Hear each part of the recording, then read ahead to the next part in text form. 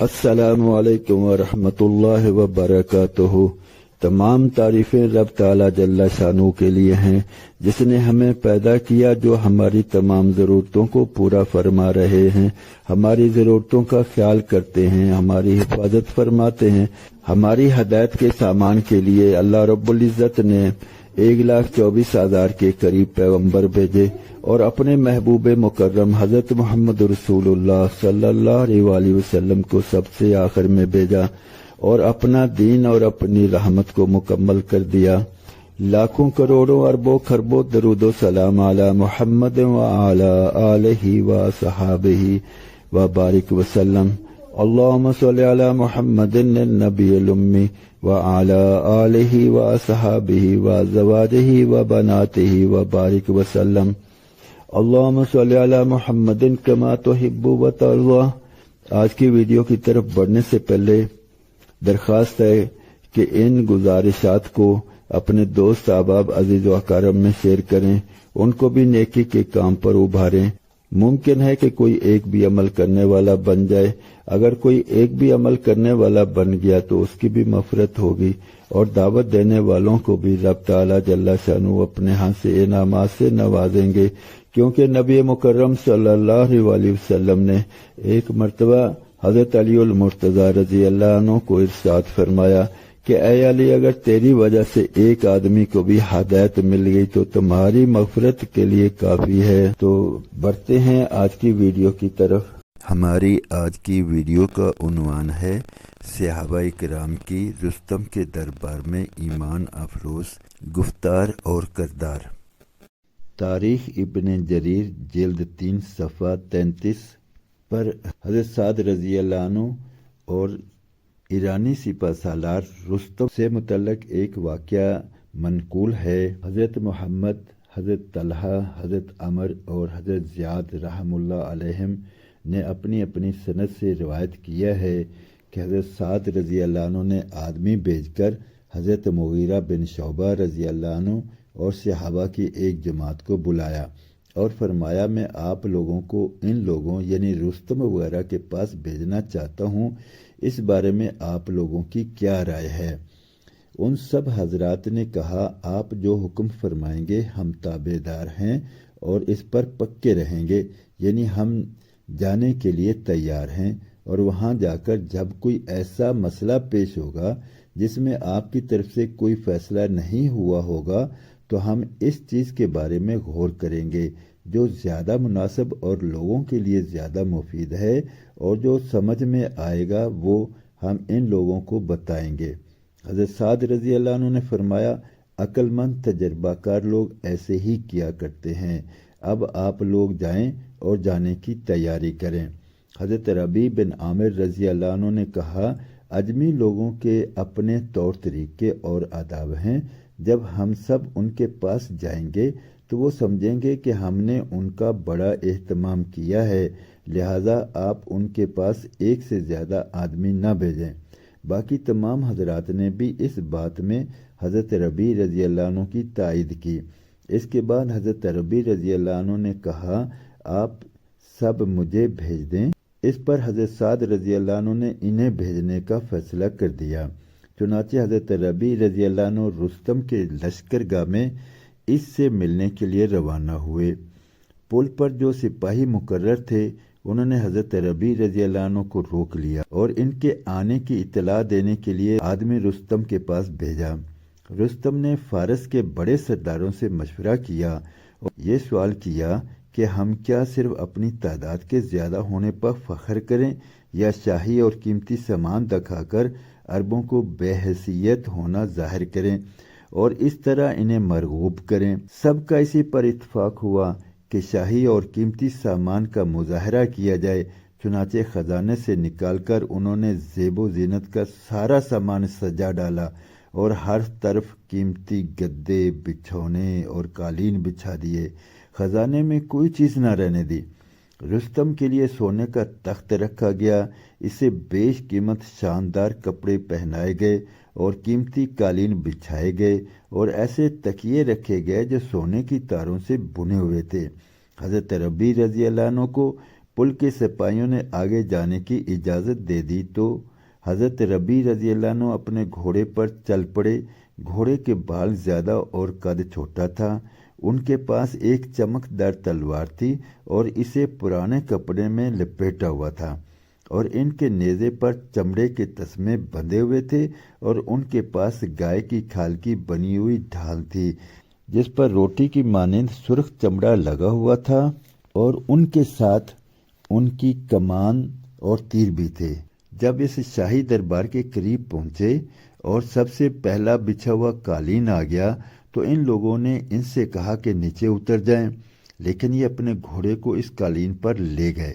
جب وہ پوری قالین پر چڑھ گیا تب یہ اس سے نیچے اترے، اور پھر 2 تکیوں کو لے کر انہیں پھاڑا۔ گھوڑے کی لگام کی رسی اس سے گزار کر گھوڑے کو اس سے باندھ دیا، اور وہ لوگ انہیں ایسا کرنے سے نہ روک سکے۔ حضرت ربیع رضی اللہ عنہ دیکھتے ہی سمجھ گئے تھے کہ یہ لوگ اپنا شاہی ٹھاٹھ باٹھ دکھا کر ہمیں مرغوب کرنا چاہتے ہیں، اس لیے انہوں نے یہ کام قصدن کیا تاکہ ان لوگوں کو پتہ چلے۔ انہوں نے اس سب کچھ سے کوئی اثر نہیں لیا۔ انہوں نے زرہ پہنی ہوئی تھی جو حوض کی طرح لمبی چوڑی تھی۔ اونٹ کے گدے کو بیچ میں سے کاٹ کر بطور قبا کے اسے پہن رکھا تھا، اور سن کی رسی سے اسے درمیان میں باندھ رکھا تھا، اور یہ عربوں میں سب سے زیادہ بالوں والے تھے۔ انہوں نے اونٹ کے چمڑے والی لگام سے اپنے بالوں کو باندھا ہوا تھا، اور ان کے سر کے بالوں کی 4 مینڈیاں تھیں جو پہاڑی بکری کے سینگوں کی طرح کھڑی ہوئی تھیں۔ ان لوگوں نے کہا آپ اپنے ہتھیار اتار کر یہاں رکھ دیں۔ انہوں نے کہا میں آپ لوگوں کے پاس خود نہیں آیا ہوں جو میں آپ کے کہنے پر اپنے ہتھیار اتار دوں۔ آپ لوگوں نے مجھے بلایا ہے، جیسے میں چاہتا ہوں ویسے مجھے آنے دیتے ہیں، پھر تو ٹھیک ہے، ورنہ میں واپس چلا جاتا ہوں۔ ان لوگوں نے رستم کو بتایا۔ رستم نے کہا اسے ایسے ہی آنے دو، وہ ایک ہی تو آدمی ہے۔ اس کے نیزے کے آگے نوکدار تیز پھل لگا ہوا تھا۔ وہ چھوٹے چھوٹے قدم رکھ کر اس نیزے پر ٹیک لگا کر چلنے لگے، اور یوں قالینوں اور بچھونوں میں سوراخ کرتے جا رہے تھے، اور اس طرح انہوں نے ان کے تمام قالین پھاڑ دیے اور خراب کر دیے۔ جب یہ رستم کے قریب پہنچے تو پہرہ داروں نے انہیں گھیرے میں لے لیا، اور یہ بچھونے پر نیزہ گاڑ کر خود زمین پر بیٹھ گئے۔ ان لوگوں نے کہا کہ آپ نے ایسا کیوں کیا؟ فرمایا ہم تمہاری زینت کے اس سامان پر بیٹھنا نہیں چاہتے۔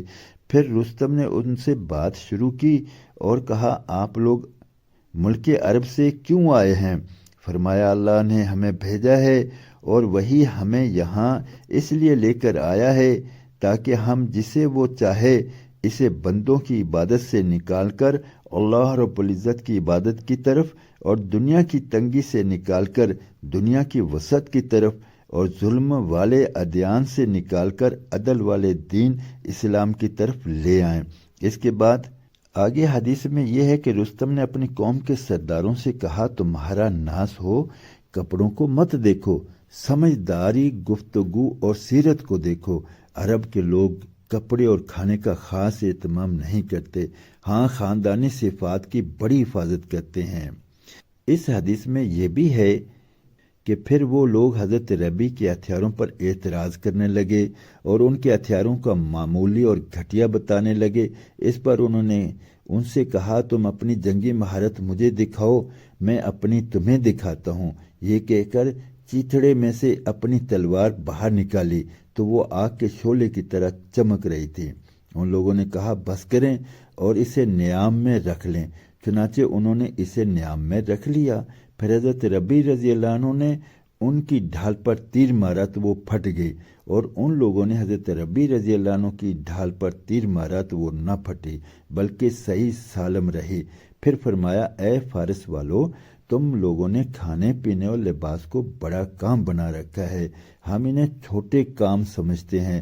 پھر حضرت ربیع رضی اللہ عنہ نے انہیں غور کرنے کے لیے 3 دن کی مہلت دے کر واپس چلے گئے۔ اگلے دن رستم نے پیغام بھیجا کہ اسی آدمی کو پھر بھیج دیں۔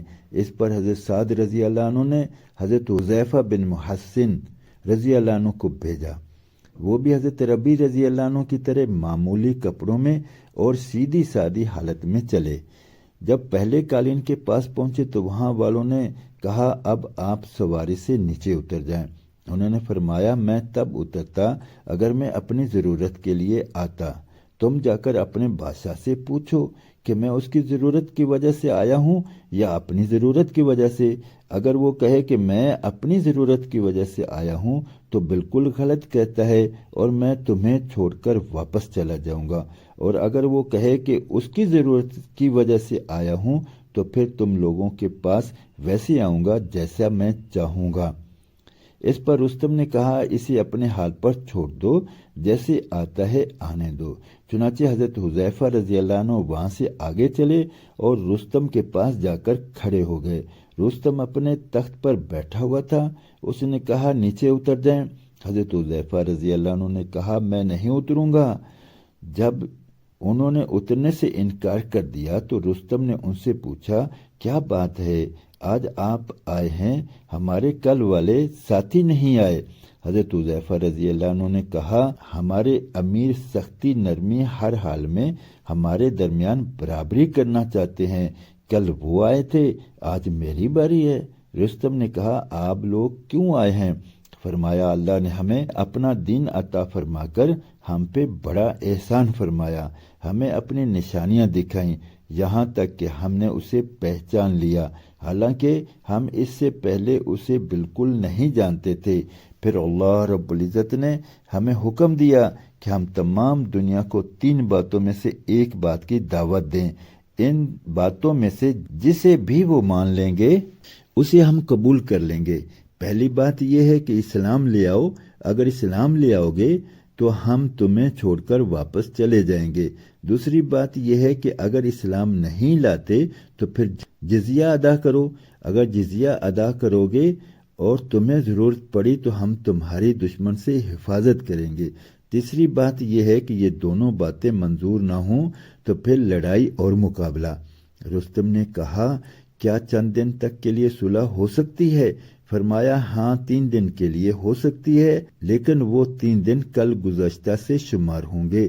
جب رستم نے حضرت حذیفہ رضی اللہ عنہ سے بھی وہی جواب پایا جو حضرت ربیع رضی اللہ عنہ سے سنا تھا تو اس نے حضرت حذیفہ رضی اللہ عنہ کو واپس کر دیا اور اپنے ساتھیوں کی طرف متوجہ ہو کر کہنے لگا تمہیں میری رائے سمجھ کیوں نہیں آ رہی؟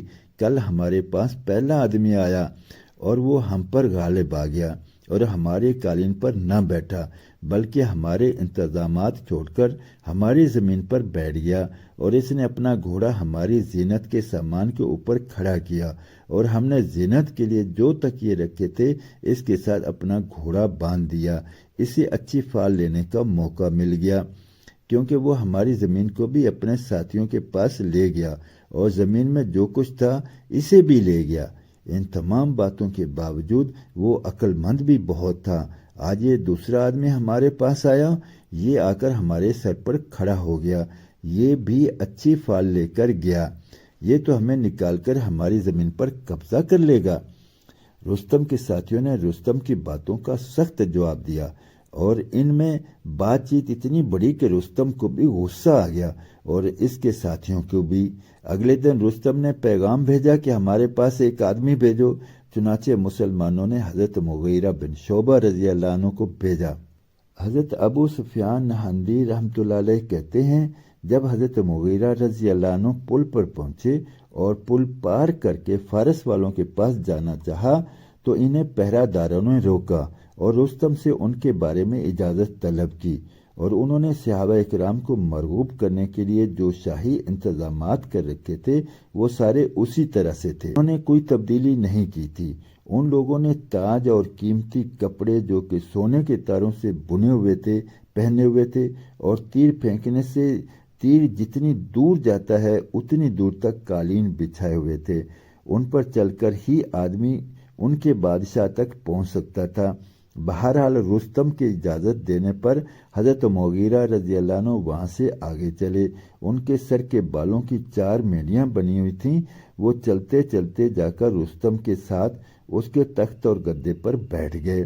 اس پر وہ سب لوگ حضرت مغیرہ رضی اللہ عنہ پر جھپٹے اور بڑبڑائے اور جھنجھوڑ کر انہیں تخت سے نیچے اتار دیا۔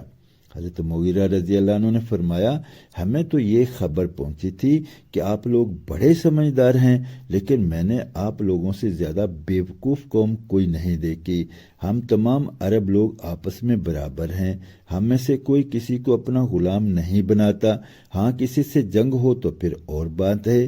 میرا خیال تھا کہ آپ لوگ بھی آپس میں ہماری طرح رہتے ہوں گے، اور آپ لوگوں نے جو کچھ کیا اس سے اچھا تو یہ تھا کہ مجھے پہلے ہی بتا دیتے کہ آپ لوگ آپس میں برابر نہیں بلکہ ایک دوسرے کے رب ہیں۔ اگر رستم کے ساتھ بیٹھنا آپ لوگوں کے خیال میں ٹھیک نہیں ہے تو آئندہ ہم ایسا نہیں کریں گے۔ آپ لوگوں کے پاس میں خود نہیں آیا ہوں، آپ لوگوں نے بلایا تو میں آیا ہوں۔ آج مجھے پتہ چلا ہے کہ تمہارا نظام ڈھیلا پڑ چکا ہے اور تم لوگ مغلوب ہونے والے ہو۔ اس طور طریقہ پر اور اس سمجھ پر ملک باقی نہیں رہ سکتا۔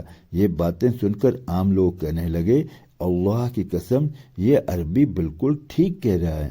ان کے چودھری کہنے لگے، اللہ کی قسم اس نے تو ایسی بات کہی ہے کہ ہمارے غلام ہمیں ہمیشہ اس کی طرف کھینچتے رہیں گے۔ اللہ ہمارے پیروں کو غارت کرے کہ کس قدر احمق تھے کہ ان عربوں کی بات کو معمولی سمجھتے رہے۔ آج یہ اتنے زوروں پر آ گئے ہیں کہ انہیں چاہیے تھا کہ ان عربوں کو شروع سے ہی کچل دیتے۔ اس کے بعد راوی نے باقی حدیث ذکر کی جس میں رستم کے سوال و جواب اور حضرت مغیرہ رضی اللہ عنہ کے جواب کا ذکر ہے، لیکن چونکہ بہت لمبی ویڈیو ہو چکی ہے اس لیے گزارش ہے کہ ان باتوں کو اپنے دوست احباب عزیز و اقارب میں پھیلائیں، ان کو بھی رب تعالیٰ جل شانہ سے مرغوب ہونے کی ترغیب دیں کہ جو آدمی رب سے متاثر ہوتا ہے وہ پھر مخلوق سے متاثر نہیں ہوتا ہے۔